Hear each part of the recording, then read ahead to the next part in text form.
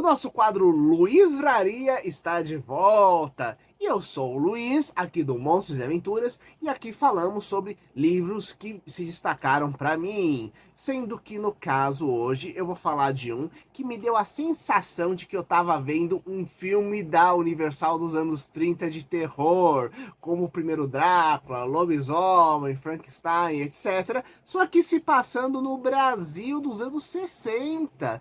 Então acompanhe com a gente aqui no Monstros e Aventuras para falarmos sobre O Inverno do Vampiro, livro que nos foi inclusive enviado pela editora Ave, que numa parceria que temos atualmente, onde eu sou livre para falar bem ou mal dos livros dela. Então isso aqui não é patrocinado para falar bem de alguma coisa, não, aqui eu sou livre para avaliar como eu quiser, e esse livro, os materiais para mim acabou se destacando recentemente. Então vamos nessa. Primeiramente, do que se trata o livro? Aqui um bancário se muda para poder pegar, tentar e ver se consegue ter uma mudança de vida, já que nada tem muito significado, as coisas são meio tristes e tudo mais. E o que acontece? Ele acaba caindo no meio de uma onda de assassinatos em Porto Alegre, do qual ele, inclusive, ele passa a ser perseguido justamente por esses assassinos, que no caso, como o próprio título do livro colocado logo de cara, são vampiros em busca de novas vítimas. Porém, aqui temos tratado a figura do vampiro de uma forma bem interessante, como eu vou comentar para vocês. Em primeiro lugar, esse livro de Júlio Ricardo da Rosa, ele passa justamente no inverno da cidade de Porto Alegre dos anos 60, então temos um clima bem próprio, que deu até um pouquinho coisa meio de início de século, já que o Brasil sempre foi uma coisa meio atrasada em relação aos outros países, sabe? Então aqui os bondinhos ainda se movem nas ruas, a televisão, branco e preto ainda por cima, tá acabando de chegar, então temos em raríssimas casas onde o pessoal tem dinheiro, né? E existe todo um clima, um tom meio melancólico ao redor na descrição, que ajuda você a mergulhar junto com o personagem na construção da personalidade dele e da história, né? Seja do clima sempre chuvoso, como é comum nos invernos aqui do Brasil, né? A questão justamente de que não tem família, não tem muito significado para a vida, só vai vivendo as coisas tudo mais até que acontece uma coisa extraordinária, e como lidar e como assimilar que existe alguma coisa extraordinária acontecendo, sabe? E isso inclusive lidando com novas amizades que têm algum conhecimento justamente sobre os casos bizarros que estão acontecendo na cidade, né? Então existe muito esse clima do tipo meio sombrio, pela própria vida dele tá meio sombria, e quando acontece um acontecimento extraordinário, tipo, o que está acontecendo? Existe algo acontecendo? Não, existe um sentimento de negação mesmo, a coisa estando explícita na cara dele, que é bem interessante. E existe dentro dessa camada, quando a gente vai ver a relação dele com os vampiros, está relacionado diretamente como os vampiros caçam suas presas. Lembrando que isso aqui é um vídeo sem spoilers, então pode assistir tranquilo. E o que ocorre? Aqui nós temos a ideia de uma espécie de presença, isto é, você tem dois sentimentos conflitantes que aparecem dentro justamente dos personagens quando eles estão prestes a ser atacados. Um sentimento de pavor intenso, sentimento de que tudo vai dar errado, desejo de pegar e sair correndo firme, né? Um pavor assim quase inexplicável e indo em cada fibra do ser da pessoa, e ao mesmo tempo um desejo, uma coisa puxando, atraindo, quase como se fosse um anestésico mental, tentando neutralizar todos esses sentimentos. Então existe essa guerra psíquica que existe dentro de cada vítima quando o vampiro simplesmente se aproxima, como se a própria presença do vampiro criasse essas emoções. Inclusive existe até um mecanismo que é descrito no livro relacionado com isso.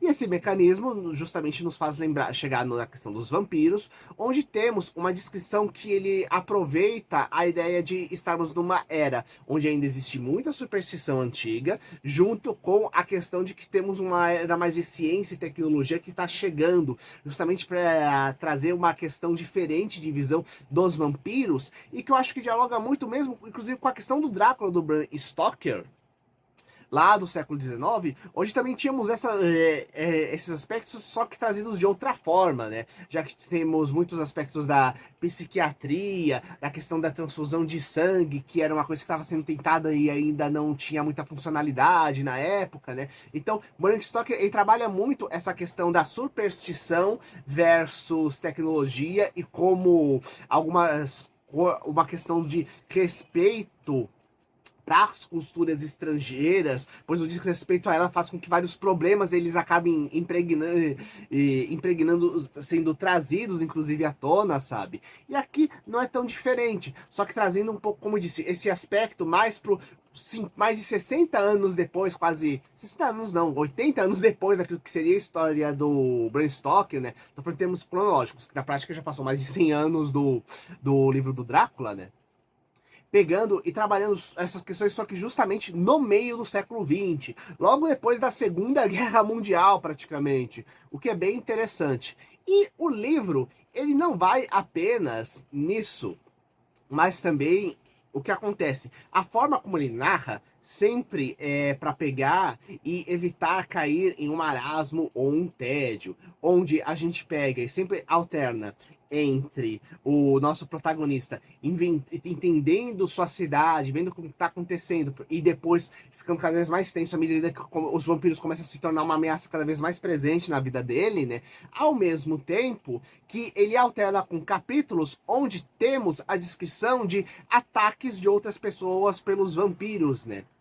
Então, a gente tem quase como se fosse alternando entre a história do protagonista com quase como se fossem contos de ataques de vampiro com as pessoas das mais diversas classes sociais, com os mais diversos tipos de profissão, com os mais diversos tipos de problemas, sonhos, dificuldades, esperanças, tentando sobreviver nessa cidade e o que acontecendo, sofrendo o ataque das mais diversas formas, né? Existe um ataque padrão, né? Pelo qual são atacados. Inclusive, parte da questão meio policialesca que tem do livro é justamente pegar e descobrir como é esse padrão de ataque para pegar e descobrir onde estão escondidos os vampiros para atacá-los, né? E então, fica quase como se fossem microcontos de vampiro que aparecem na história, só que sempre mantendo uma coerência em geral, já que estamos falando do mesmo tipo de vampiro que está atacando, ao mesmo tempo que temos bem no meio do livro quase um conto que se destaca, que é quando o protagonista acha o diário de um antigo morador que teve contato com essas entidades e que basicamente, na minha opinião, é o melhor momento do livro, onde ele volta lá para 1940 para poder pegar e descrever onde a cidade estava tendo basicamente umas mega enchentes com tanta água e no meio de tudo tendo com auxílio de um padre esse protagonista secundário tendo que lidar com um vampiro naquela época. E aquela coisa, o que exatamente afeta o vampiro? Já que a gente sabe que cada história cria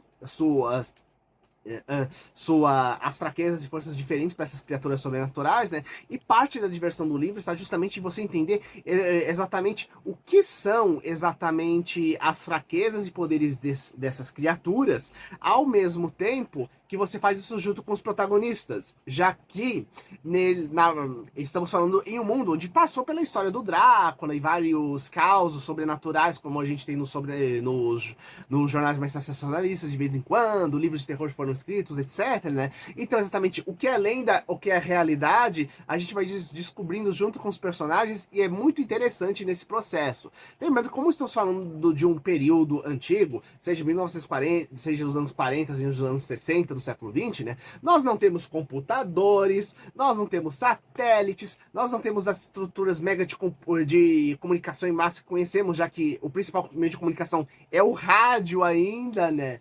Então, o acesso a muita informação é extremamente complicado. Eu incluí até a forma como são pegados, divulgados assassinatos, como é que a polícia lida com as coisas, sabe?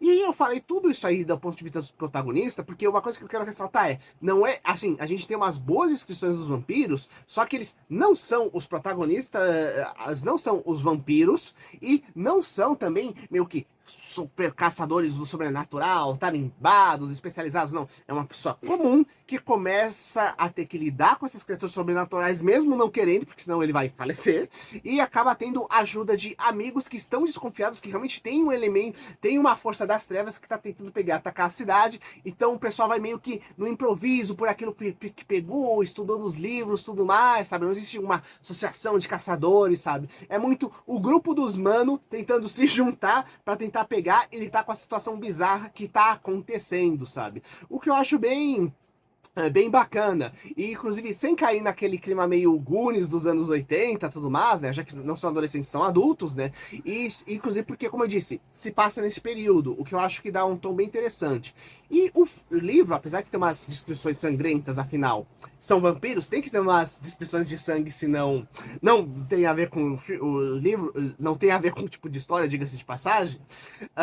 Eu acho que ele tem um clima tão focado no suspense, em você descobrir o que está acontecendo e então desenvolver o psicológico dos personagens, que eu acho que é uma ótima entrada para quem gosta de... quem quer entrar no meio dos livros de terror e tem um certo pé atrás, seja porque não sabe lidar muito bem com temáticas um pouco mais pesadas que poderiam surgir, ou que já está acostumado com os livros de terror tradicional, algumas vezes bem sangrento, e de repente gostaria de pegar e ver uma coisa meio intermediária, como seria uma coisa entre os mais antigos, estilo Edgar Allan Poe, começo do século e tudo mais, e uma coisa, e o material atual, né? Como seria uma porta de entrada para os livros de terror mais clássicos, sabe? Como o Drácula de Bram Stoker ou Frankenstein, né? E eu acho que esse livro, ele funciona como uma ótima porta de entrada nesses dois casos, diga-se de passagem, sabe? E como eu disse, eu acho muito bacana, porque essa ideia do dia a dia melancólico tentando criar um significado de existência pra pessoa, sabe? E realmente a coisa tem que ser totalmente sacudida pra ela pegar e se livrar. Não que do tipo, meu Deus, como ela levou o sacolejo é porque ela saiu daquele marasmo. Não, se não sair daquele marasmo, ela morre. Então isso ajuda a desenvolver bastante a história de forma interessante. Então, gente, aqui fica a dica. Coloque aqui nos comentários outros livros e histórias de vampiros que vocês gostam. Compartilhe com os seus amigos e até o próximo vídeo. Falou!